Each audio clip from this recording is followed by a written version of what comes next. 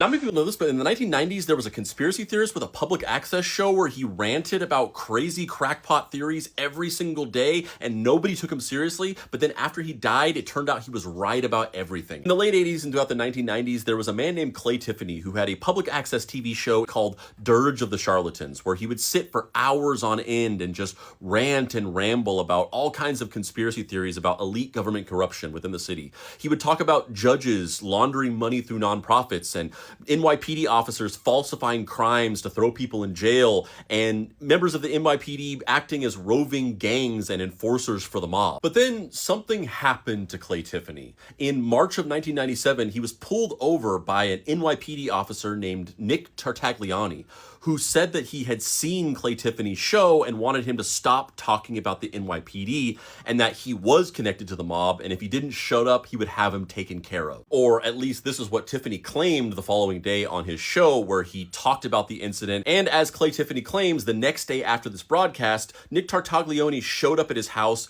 threw him against his police cruiser, arrested him, and brought him in on some made-up disturbing the peace charge. But Clay Tiffany was not going to be bullied, and he would not give up. So the next several years on his show, he did a full investigation of Nick Tartaglione, sending in a bunch of requests with the Freedom of Information Act to the government to get documents about him. And he dug up a ton of dirt, like multiple police brutality reports, a bunch of excessive force complaints, and unexplained departures from dozens of his previous police jobs. And in response, Clay Tiffany claims that he was attacked and brutalized by Nick Tartaglione and his cop buddies multiple times throughout those years. The first incident, he was attacked outside of his home again. The second incident, he was thrown to the pavement and beaten outside of a town meeting. And the third incident, he was beaten so badly that he was hospitalized for weeks. Tiffany ended up suing Nick Tartaglione. He didn't win, but there was an undisclosed sum settled out of court. But more importantly, he had lost any credibility that he ever possibly had because of these repeat accusations of Nick Tartaglione, and people started actively calling for his public access show to end.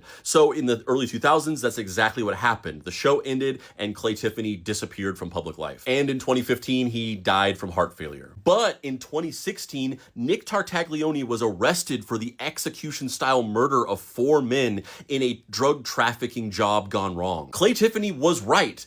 Nick Tartaglione was mob connected, he was corrupt, and him and his buddies were running as enforcers for the mob within the NYPD. And what's even crazier is that Nick Tartaglione was at one point Jeffrey Epstein's cellmate and the last person to ever see him alive that we know of. And real quick, if you like my videos and you want to see more in-depth writing from me about pop culture, movies, TV, video games, weird historical facts, so on and so forth, you can do that here.